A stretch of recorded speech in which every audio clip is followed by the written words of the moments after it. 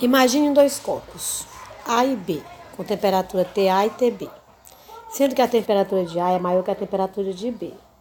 Quando colocamos esses corpos em contato térmico, podemos confirmar o que ocorre o seguinte fato. Letra A. Os corpos se repelem. Letra B. O calor flui do corpo A para o corpo B por tempo indeterminado. Letra C. O calor flui do corpo B para o corpo A por tempo indeterminado. Letra D. O calor flui de A para B até que ambos os corpos atinjam a mesma temperatura. Letra E. Não acontece nada. Então, o que a gente pode analisar dessa questão? Ora, comentando aqui a resolução.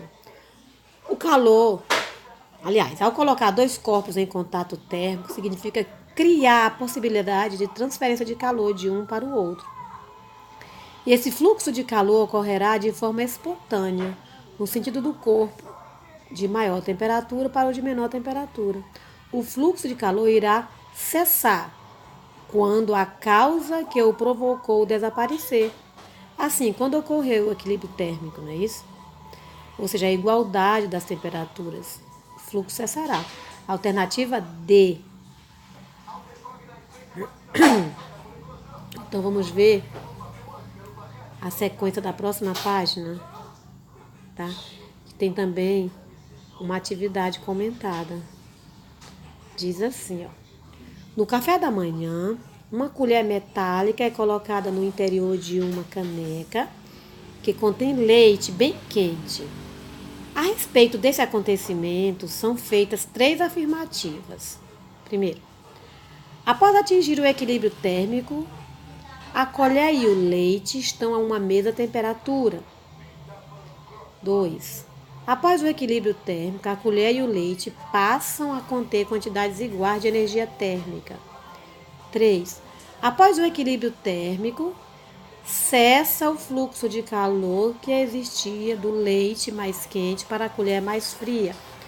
Podemos afirmar somente que a afirmativa 1 é correta? Somente a 2 é correta? Somente a 3 é correta? Ou que a afirmativa 1 e 3 são corretas?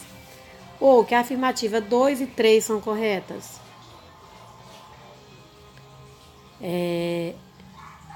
Então, analisando a resolução, né? A 1 ela é correta, por quê? Porque quando 2 ou mais corpos atingem o equilíbrio térmico, significa que passaram a ter a mesma temperatura. E a 2 é correta? Ela está errada, por quê? Porque no equilíbrio térmico, as temperaturas tornam-se iguais. No entanto, a quantidade de energia térmica é função da temperatura e do número de partículas existentes no corpo. Assim, não podemos dizer que dois corpos possuem a mesma quantidade de energia térmica, apenas sabendo que eles possuem a mesma temperatura. 3. Será que ela é correta? Sim. O que provoca o fluxo de calor é o fluxo. Aliás, o que provoca o fluxo de calor é o fato de existir diferença entre as temperaturas. Assim, ao atingir o equilíbrio térmico, as temperaturas tornam-se iguais. Então, vai cessar esse fluxo. Então, a alternativa correta é a letra D. Tá? Analisando uma terceira questão, diz assim, ó. Numa noite muito fria, você ficou na sala assistindo à televisão e após algum tempo foi para a cama e deitou-se debaixo dos cobertores. Você nota que a cama está muito fria, apesar das cobertas, e só depois de algum tempo o local se torna aquecido. O que podemos afirmar desse fato, né? Vamos caçar mais informação para complementar isso aí. Para cá não tá, mas está para cá. Vamos ler? Então veja só o que é que vai dizer mais aqui, olha. Caçando aqui as alternativas, né, que vai explanar. Por que aconteceu o que a gente acabou de ler, né? O cobertor e o edredom impedem a entrada do ar frio que se encontra no meio externo. O cobertor e o edredom possuem alta condutibilidade térmica. O cobertor e o edredom possuem calor entre suas fibras, que ao ser liberado, aquece a cama. O cobertor e o edredom não são aquecedores, são isolantes térmicos e que não deixam o calor ser liberado por seu corpo, sair para o meio externo. Não deixa que o calor liberado pelo seu corpo vá para o meio externo. Sendo o corpo humano um bom absorvedor de frio, após algum tempo, não há mais frio debaixo das cobertas. Será que isso é verdade? Então, o cobertor e o edredom não são aquecedores, mas são feitos de materiais que conduzem o calor com muita dificuldade, por possuir ar entre as suas fibras, assim sendo materiais isolantes. Não deixa o calor ser liberado pelo corpo, sair pelo meio. Alternativa? Letra D. E a quarta questão? O que ela vai tratar? Diz assim: você sabe que o aprendizado da física também se faz por meio da observação das situações que ocorrem no nosso dia a dia. Faça um experimento. Caminhe descalço sobre um carpete ou um tapete sobre um piso de cerâmica, como o do banheiro da sua casa, por exemplo. Você vai notar que o piso cerâmico parece mais frio do que o tapete, apesar de estarem à mesma temperatura. Essa diferença de sensação se deve ao fato de, vamos ver se você consegue. Letra A. A capacidade térmica do piso cerâmico ser menor que a do tapete. A temperatura do piso cerâmico ser menor que a do tapete. A temperatura do tapete ser menor que a do piso cerâmico. A condutividade térmica do piso cerâmico ser maior que a do tapete. A condutividade térmica do piso cerâmico ser menor que a do tapete. Resolução, que a gente comenta como resolução aqui, veja só.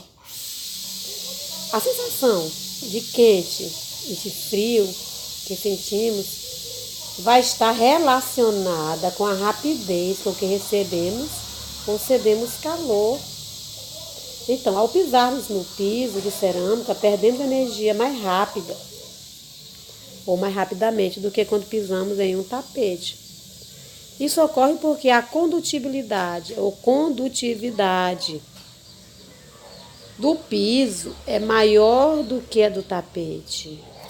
Ou seja, o piso de cerâmica ele tem maior capacidade de perder calor, ele conduz muito bem. E você vai ser absorvido o calor do teu corpo para o piso de cerâmica. Aí vem a sensação de perda de calor como mais frio.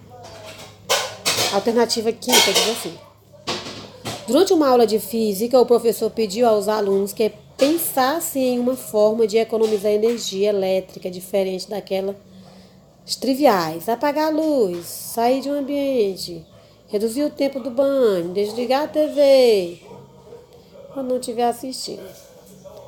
Então, voltando para a página seguinte, aliás, continuando para a página seguinte, a gente vai para a página 25, temos a continuidade desse exercício, que diz assim, olha só. Enquanto discutiu o problema, um grupo de alunos falou sobre uma padaria que possuía geladeira com portas de vidro para mostrar os produtos em seu interior. Disseram que portas desse tipo de geladeira apresentam um fluxo de energia térmica do meio ambiente mais quente para o exterior mais frio, e que esse fluxo de calor poderia ser minimizado apenas trocando o vidro por um material com menor condutibilidade térmica. E o professor gostou da ideia e elaborou a seguinte questão: A porta de vidro de uma dessas geladeiras mede 1,60 centímetros de altura por 50 centímetros de largura e 2 centímetros de espessura. E o coeficiente de condutibilidade térmica do vidro vale 2 vezes 10 a menos 3. Assim, se o interior da geladeira deve ter temperatura estável de 5 graus Celsius, num dia muito quente, quando a temperatura é externa, né, estiver de 30 graus Celsius, qual será o fluxo de calor através da porta de vidro? Bom, usaremos a lei de Fourier, né, que é aquela constantezinha, constante não, aquela letrinha grega, que é um O partido, né, que eu chamo de Φ. Essa denomina a lei de Fourier, que é K vezes a área, vezes a variação da temperatura, dividido pelo comprimento.